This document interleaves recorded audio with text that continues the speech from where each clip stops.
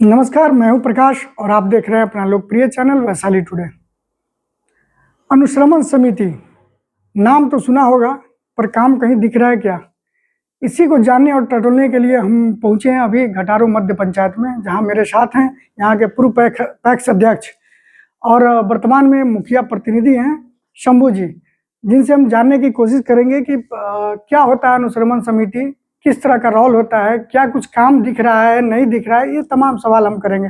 सबसे पहले तो स्वागत है जी। प्रणाम, नमस्कार। अनुश्रवण समिति को लेकर, चूंकि आप पैक्स अध्यक्ष रह चुके हैं जी, है ना, और एक बार नहीं कई बार आप पैक्स अध्यक्ष रहे हैं, पीडीएस भी आप चलाए हैं। जी जी। उस समय अनुश्रवण समिति का क्या रोल होता था और आज क्या काम दिख रहा है? देखिए, अभी तो कोई काम ही नहीं दिख रहा है। सबसे पहले क्या होता है अनुश्रवण समिति, इसके बारे में थोड़ा सा बता दीजिए। अनुश्रवण समिति जो होता है वो आपको तीन स्तर का अनुश्रवण समिति होता है। एक आपका अनुमंडल में होता है, दूसरा आपका प्रखंड में होता है, तीसरा आपका पंचायत लेवल पर होता है।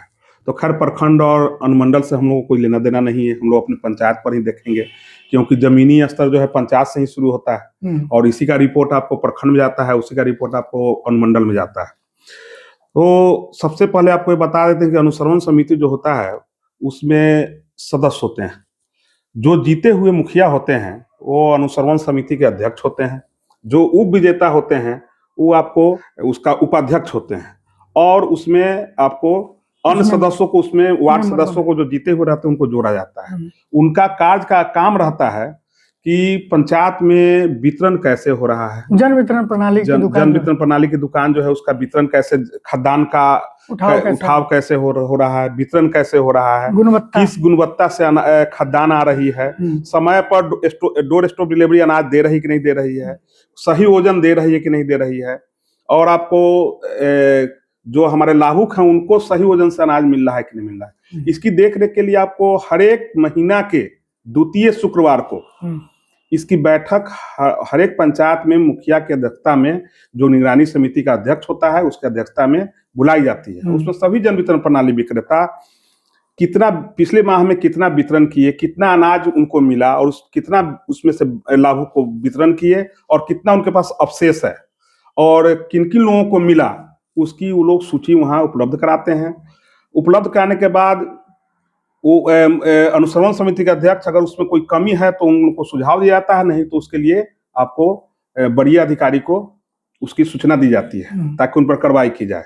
लेकिन हम लोग को चुनाव जीतने के बाद 4 साल बीतने जा रहा है और हमारे आप लोग जिस समय पैक्स के मतलब पैक्स अध्यक्ष थे और पीडीएस की दुकान चला रहे थे, तो उस समय क्या आप लोग देते थे रिपोर्ट, कैसे क्या? जी एकदम, हर एक महीना हम लोग को मुखिया जी के यहाँ जाके हम लोग, जाब्ता एक फॉर्मेट होता था, कितना खाद्यान्न हमें मिला उस पर एंट्री होता था, कितना उसमें से वितरण हो गया, हमारे पास स्टॉक कितना है, उनको जरूरत पड़ता था तो आकर चेक भी करते थे कि क्या ये सही बता रहे हैं कि नहीं बता रहे हैं।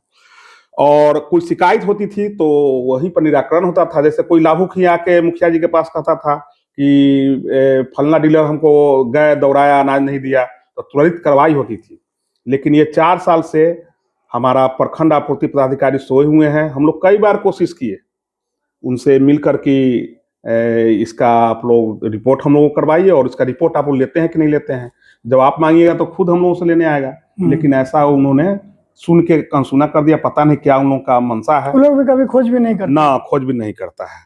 और अनुश्रवण का काम है कि मान लीजिए कि सही उत्तम अनाज आ रहा है कि नहीं आ रहा है, रोस्टर का पालन हो रहा है कि नहीं हो रहा। जैसे बीच में ही छठ पर्व में हम एजीएम को फोन करके बोले थे कि सारे जगह अनाज बट रहा है और मेरे पंचायत में अनाज नहीं बट रहा है, तो मेरे पंचायत में अनाज नहीं बट रहा है, आप छठ के पहले अनाज बटवाइए।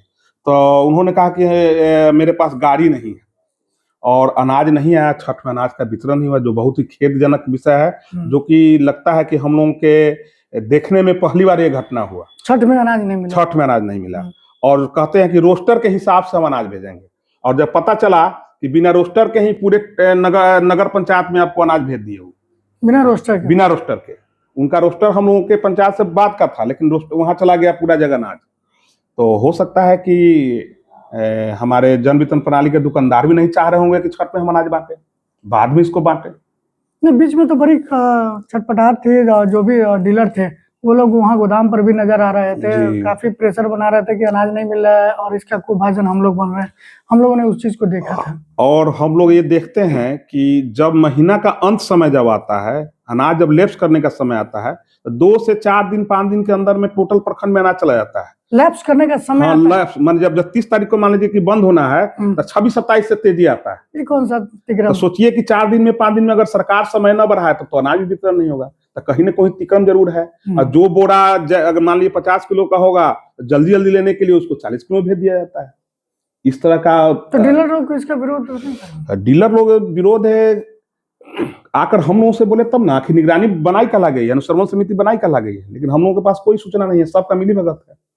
अब सवाल ये भी उठता है कि जब जो अनुश्रवण समिति है जी, आप कहते हैं कि उसके जो अध्यक्ष होते हैं वो मुखिया होते हैं जी जी, वर्तमान में आपकी मां मुखिया है यहाँ पे, जी जी, और आपका ही आरोप है कि वो लोग जो जन वितरण प्रणाली के दुकानदार हैं वो हमसे कोई कांटेक्ट नहीं करते हैं, कोई जानकारी नहीं दे रहे हैं जी, है ना कोई बैठक हो रही है।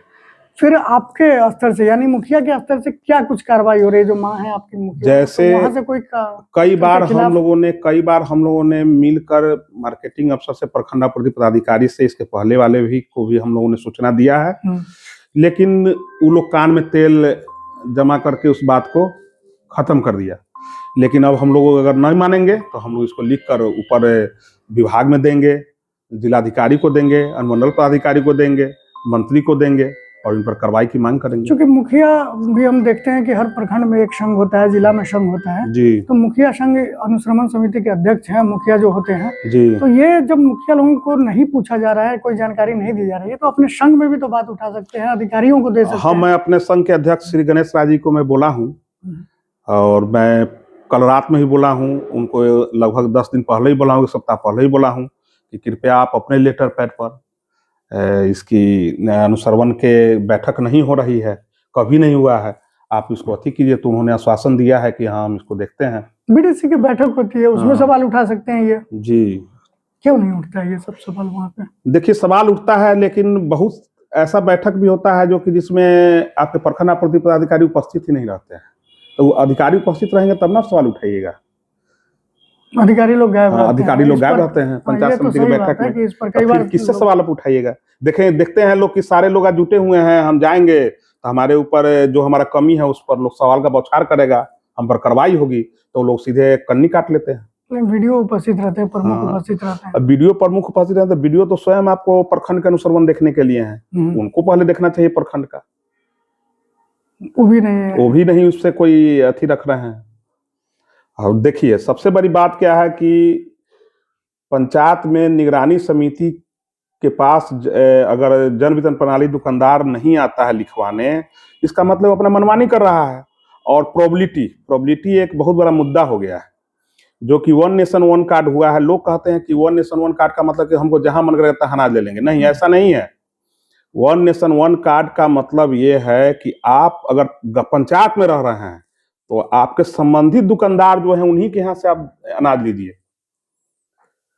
ऐसा भी तो हो सकता है कि 1 नेशन 1 कार्ड के चलते किसी एक दुकान पर पूरी भीड़ लग जाएगी या दूसरे का अनाज बचा रह जाएगा, और वहां जाएगा तो कहेगा कि ना हमारा अनाज खत्म हो गया, और अपने मनपसंद ग्राहक को लोग अनाज देना शुरू कर देता है।